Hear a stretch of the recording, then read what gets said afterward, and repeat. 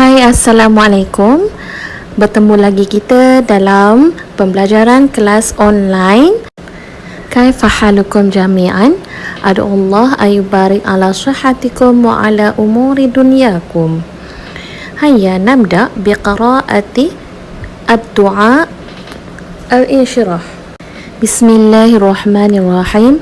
Allahumma aftah alaina hikmatika wa anshur alaina min khazaini rahmatika ya arhamar rahimin. Alhamdulillah, sawfa nata'allam al-mawdu' al-jadid ad-dhamair al-qism ats-tsani. Jom kita kenali bahagian ad-dhamair wal af'al. Fi'il ataupun perbuatan-perbuatan ini terbentuk mengikut acuan dhamir, mengikut acuan dhamir yang ada. Kita ada 14 dhamir dan semuanya mengikut perubahan kata kerja yang ada dalam fi'lun. Pentingnya dhamir untuk menentukan kata ganti diri bagi sesuatu perbuatan. Lihat pula bahagian dhamir ini yang kita boleh sambungkan dengan fi'lul madhi. Huwa kataba, huwa jalasa, hiya katabat, hiya jalasat. Boleh juga disambungkan dengan al-fi'lul mudhari'. Huwa yaktubu, huwa yajlisu, hiya taktubina, hiya tajlisina. Dan fi'il amri ijlis, uktub, ijlis, uktubi untuk muannas, ijlisi untuk muannas. Jom kenal dulu dengan fi'lul madhi. Apakah yang dimaksudkan dengan fi'lul madhi?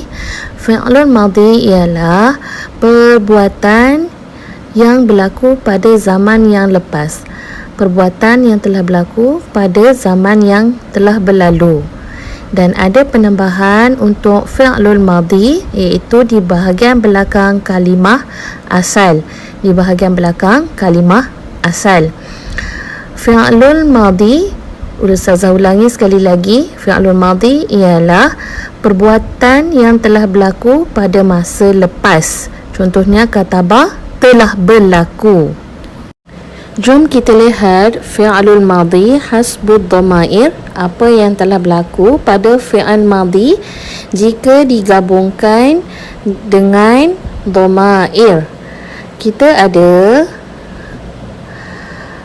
lil ghaib, dhamir lil ghaib, huwa huma hum.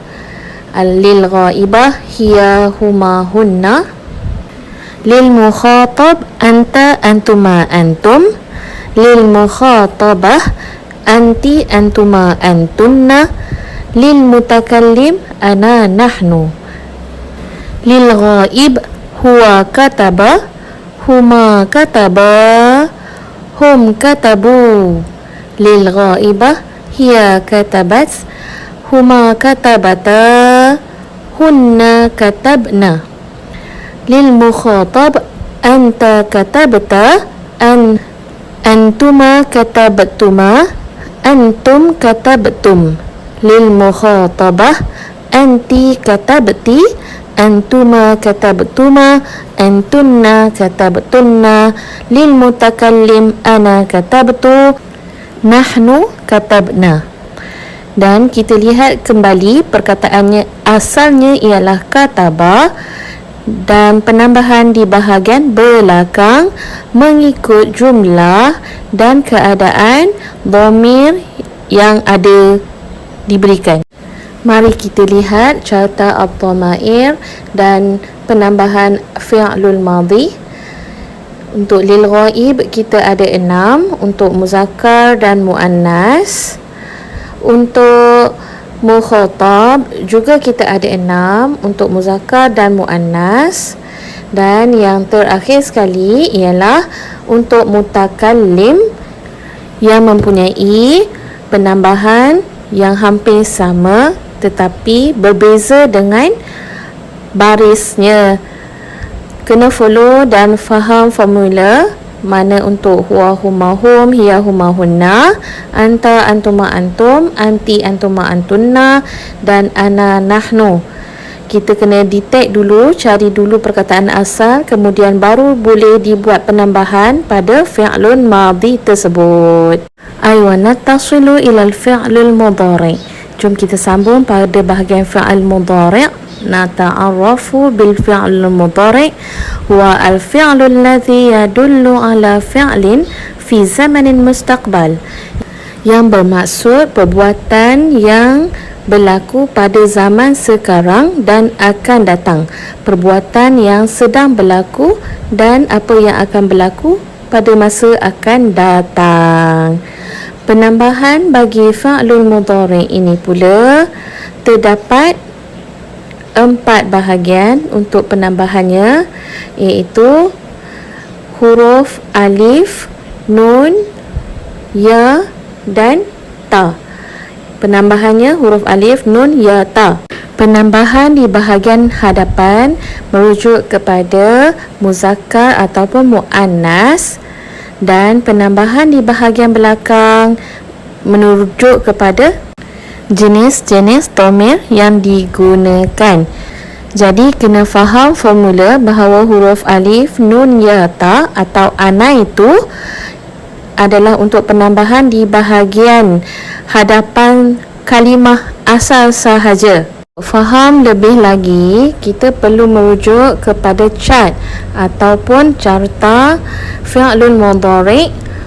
Huwa yaktubu, huma yaktubani, hum yaktubuna, hiya taktubu, huma yaktubani, hunna yaktubna, anta taktubu, antuma taktubani, antum taktubuna, anti taktubina, antuma taktubani, antunna taktubna, ana aktubu, nahnu naktubu.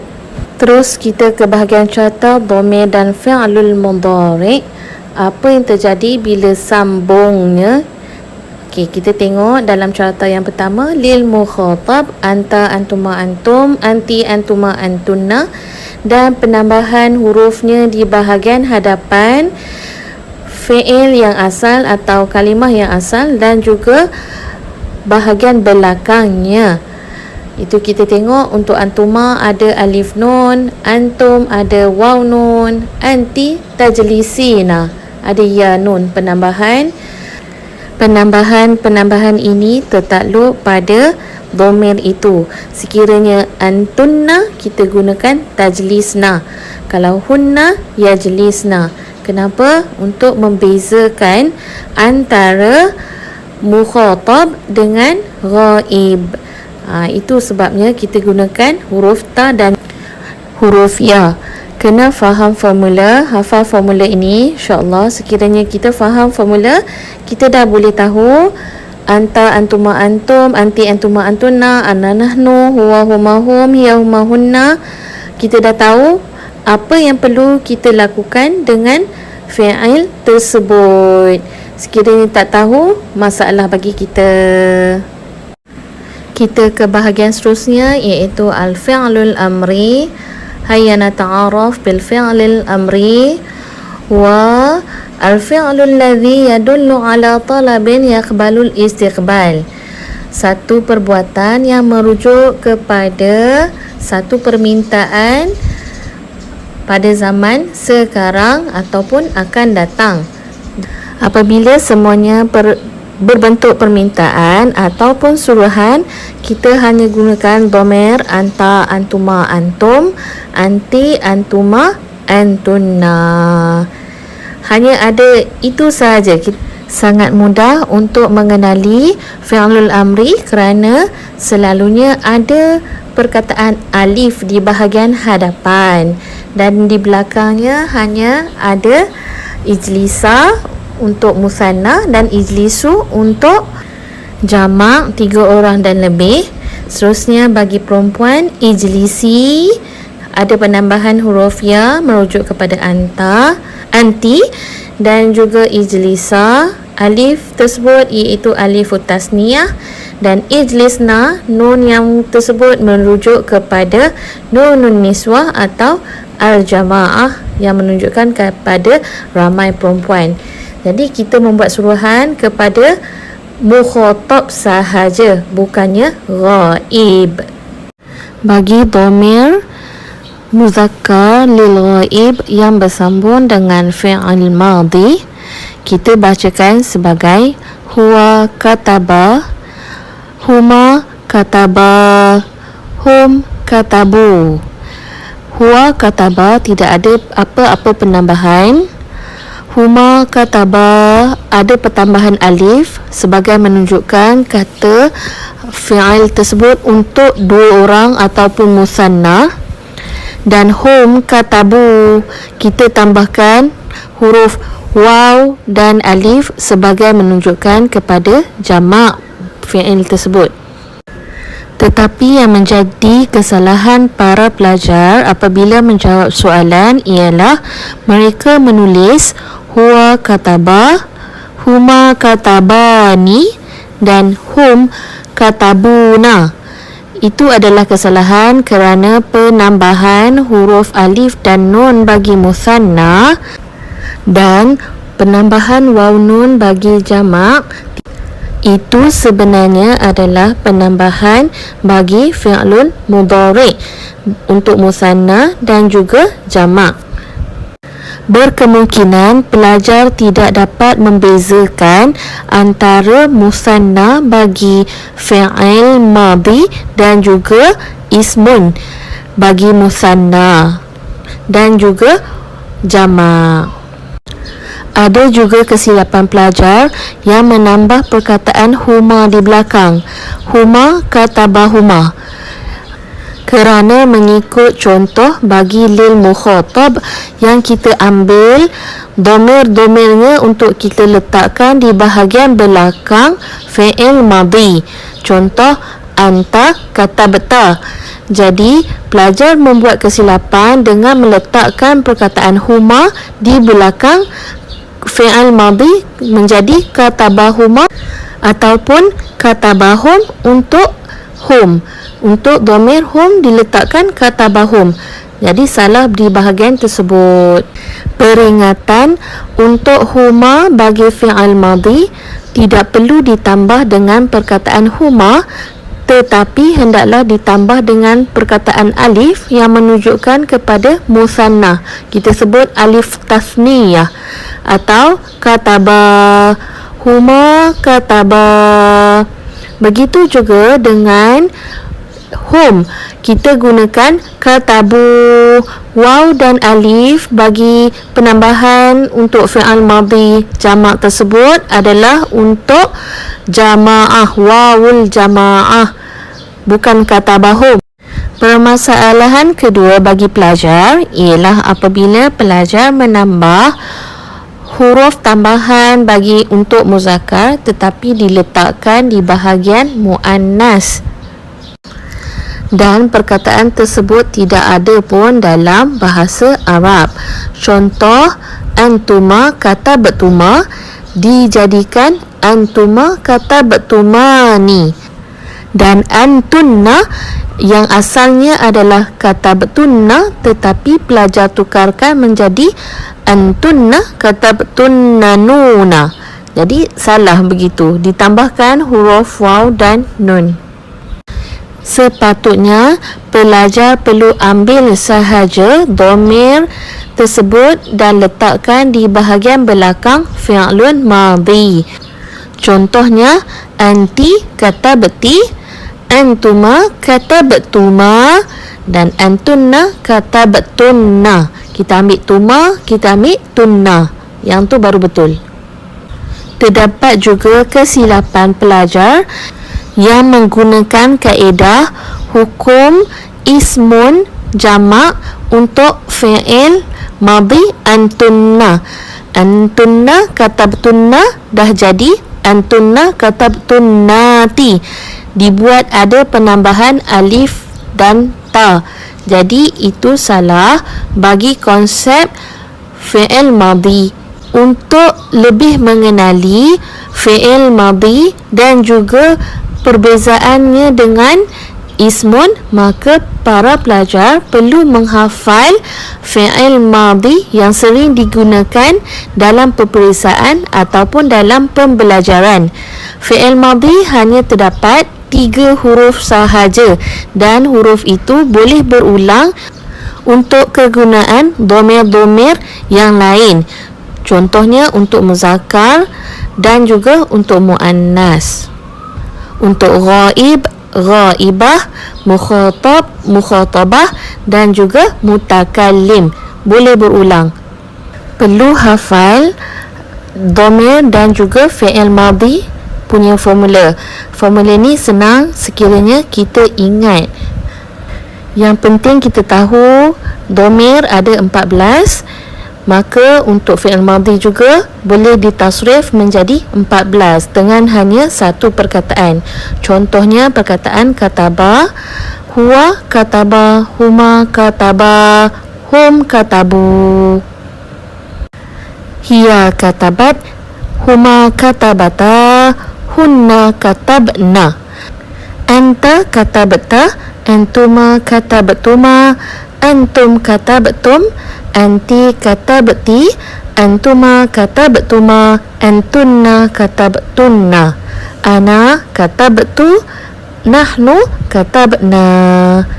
Jadi boleh rujuk di bahagian formula yang Ustazah telah berikan di awal video ini tadi. Jom kita nyanyi. Hayya nabda bil ughniyah. Kataba, kataba, katabu, katabat, katabata, katabna, katabta, katabtuma, katabtum, katabti, katabtuma, katabtunna, katabtu, katabna. Ya, itu lagu untuk fi'il madhi kataba. Kita tukarkan pula kepada fi'il madhi jalasa yang bermaksud duduk. Jalasa, jalasa, jalasu, jalasat, jalasata, jalasna, jalasta, jalastuma, jalastum, jalasti, jalastuma, jalastunna, jalastu, jalasna. Seronok tak dengar lagu macam tu? Lagi perkataan qara'a, qara'a, qara'a, qara'u, qara'at, qara'ata, qara'na, qara'ta, qara'tuma, qara'tum, qara'ti, qara'tuma, qara'tunna, qara'tu, qara'na. Ya, perkataan yang last kali tu adalah qara'na, bukan corona ya, bukan corona, qara'na. Bagaimana nak nyanyikan? Nyanyikan dengan mengikut susunan dhamir yang betul. Huwa, huma, hum, hiya, huma, hunna, anta, antuma, antum, anti, antuma, antunna, ana, nahnu. Kita nyanyi ikut susunan dhamir.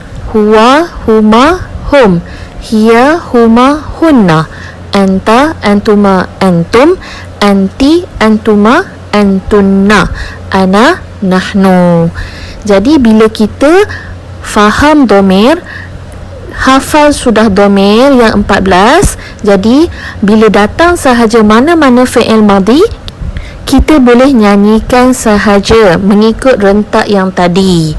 Itu perkataan yang Ustazah nyanyikan adalah perkataan 3 huruf, iaitu kataba, kaf, ta, ba, sama dengan fa'ala, fa, ain, lam. Fa'ala, fa'ala, fa'alu, fa'alat, fa'alata, fa'alna, fa'alta, fa'altuma, fa'altu, fa'alti, fa'altuma, fa'altunna, fa'altu, fa'alna. Untuk fi'lun mudhari', pelajar juga perlu memahami konsep dan formula yang sama seperti mana fi'il madhi. Huwa, huma, hum, hiya, huma, hunna, anta, antuma, antum, anti, antuma, antunna, ana, nahnu. Untuk mengenali fi'lul mudhari', fi'lul mudhari' mempunyai penambahan di bahagian hadapan kalimah asal dan juga di bahagian belakang kalimah asal. Penambahan di bahagian hadapan merujuk kepada jantina ataupun dhamir, manakala penambahan di bahagian belakang menunjukkan kepada jumlah bagi satu-satu kalimah tersebut. Contohnya, huwa yaktubu, tiada penambahan di belakang, tetapi ada penambahan huruf ya di bahagian hadapan. Ya yaktubu yang merujuk kepada muzakkar mufrad. Huma yaktubani, penambahan di bahagian belakang iaitu huruf alif dan nun yang merujuk kepada musanna. Penambahan huruf ya di bahagian hadapan pula merujuk kepada jantina, muzakkar, dan yang di belakangnya ialah alif nun merujuk kepada dua, huma. Huma yaktubani. Begitu juga dengan hum yaktubuna. Penambahan huruf ya yaktubuna merujuk kepada muzakkar, dan penambahan waw nun di belakang kalimah asal merujuk kepada jumlah melebihi 3 orang, hum yaktubuna. Begitu juga untuk muannas, hiya taktubu, ta di bahagian merujuk kepada muannas. Huma yaktubani, penambahan huruf ya merujuk kepada muannas huma, dan penambahan alif nun di bahagian belakang menunjukkan kepada musanna, huma yaktubani. Dan hunna yaktubna. Yaktubna, untuk hunna kita letakkan huruf nun di bahagian belakang merujuk kepada dhamir hunna yaktubna.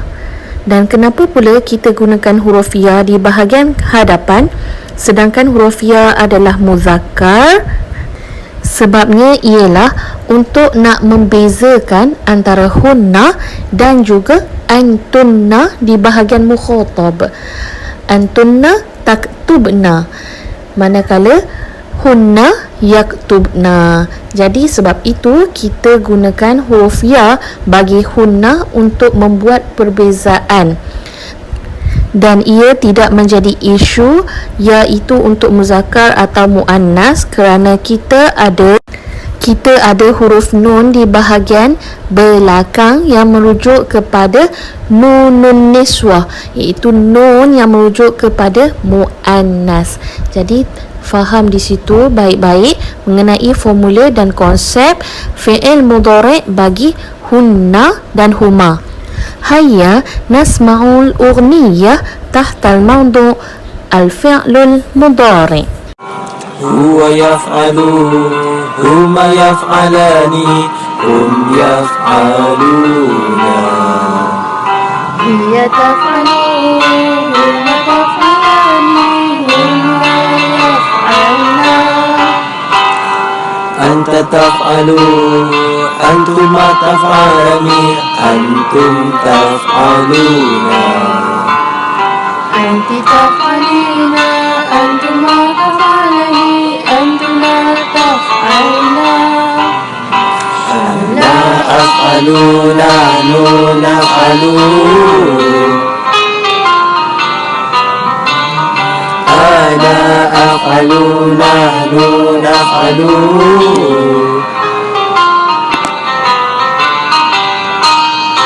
Untuk fi'lul amri pula hanya kita gunakan dhamir anta, antuma, antum, anti, antuma, antunna, sebab itu adalah dhamir mukhatab.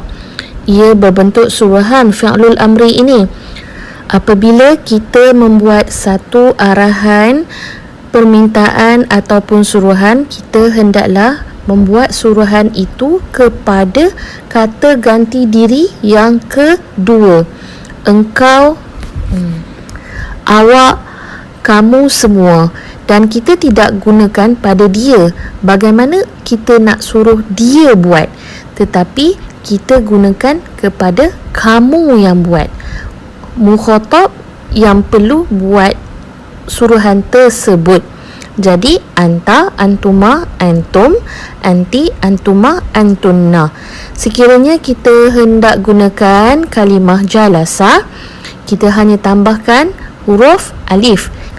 Anta ijlis, antuma ijlisa, antum ijlisu, anti ijlisi, huruf ya ditambah di bahagian belakang. Antuma ijlisa, dan yang terakhir ialah antunna ijlisna, antunna ijlisna. Tasrif fi'il amr.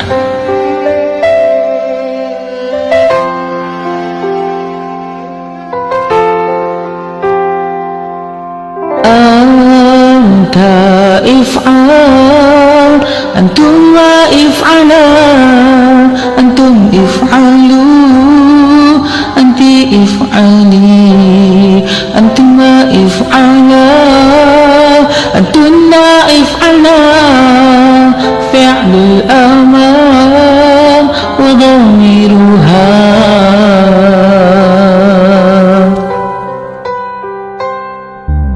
Anta if'al, antuma if'ala, antum if'alu, anti if'ali, antuma if'ala, antunna if'ala.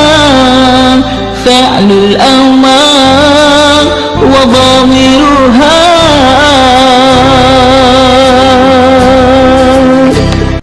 أيوة الحمد لله لقد انتهيت هذا الموضوع الضمائر في القسم الثاني. لقد انتهيت هذا الموضوع في القسم الثاني. Ustazah doakan semua pendengar dan penonton video ini dapat memahami apa yang Ustazah sampaikan. Boleh rujuk semula bahagian ad-dhamair yang pertama dalam video sebelum ini. Wa akhiran wabillahi taufiq wal hidayah. Wassalamualaikum warahmatullahi wabarakatuh.